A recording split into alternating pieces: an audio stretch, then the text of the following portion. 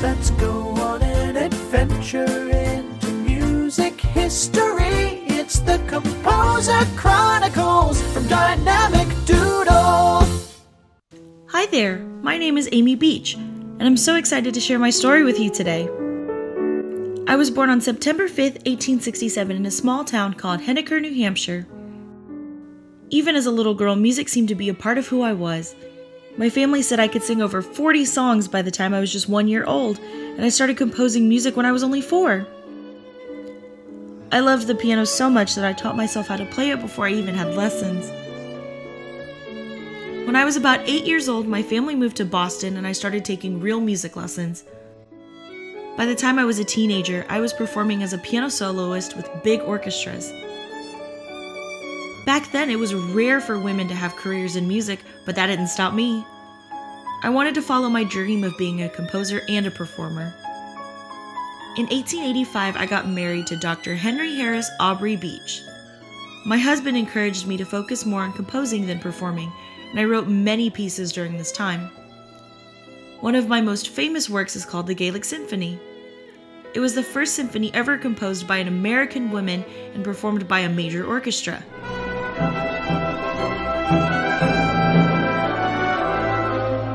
The music was inspired by Irish melodies, and it helped show the world that women could write music just as beautifully and powerfully as men.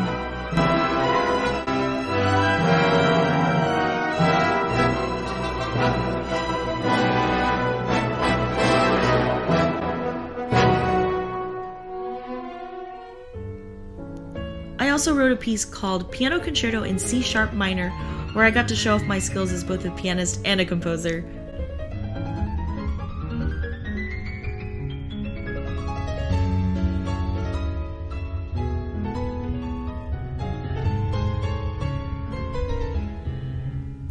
Many of my pieces were inspired by the world around me. I found inspiration in nature, like the beauty of landscapes and the changing seasons.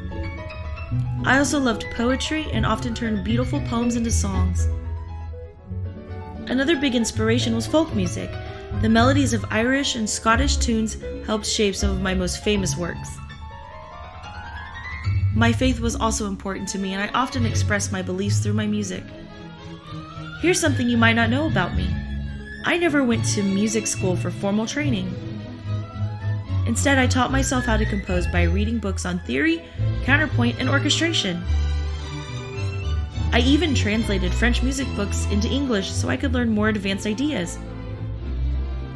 It wasn't always easy, but I was determined to follow my passion and become the best composer I could be. I also had some special talents. I had perfect pitch, which is like having a musical superpower. It meant I could hear a note and know exactly what it was without any help. I also had synesthesia, which means I could see colors when I heard music. For example, I thought the key of A-flat major sounded like the color blue. Blue was my favorite because it was so calming and peaceful, just like the music I love to create. When my husband passed away in 1910, I returned to performing and traveled to Europe to share my music with audiences there. I performed in Germany, Austria, and France, where people love to hear my work. In Germany, a critic even called me America's leading composer, which was such an honor. One of my favorite things to share with other musicians is this.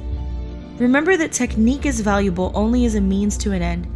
You must first have something to say, something which demands expression from the depths of your soul.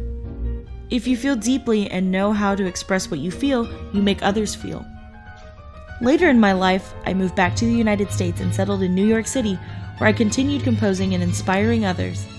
I passed away on December 27, 1944, in New York, leaving behind a legacy of music that still touches hearts to today. I lived during a time called the Romantic Era, a period when composers created music full of emotion and expression.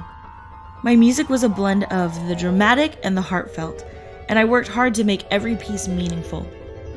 I hope my story reminds you that no matter where you come from or what challenges you face, you can follow your dreams and create something beautiful for the world. Remember to always express yourself. Happy music making!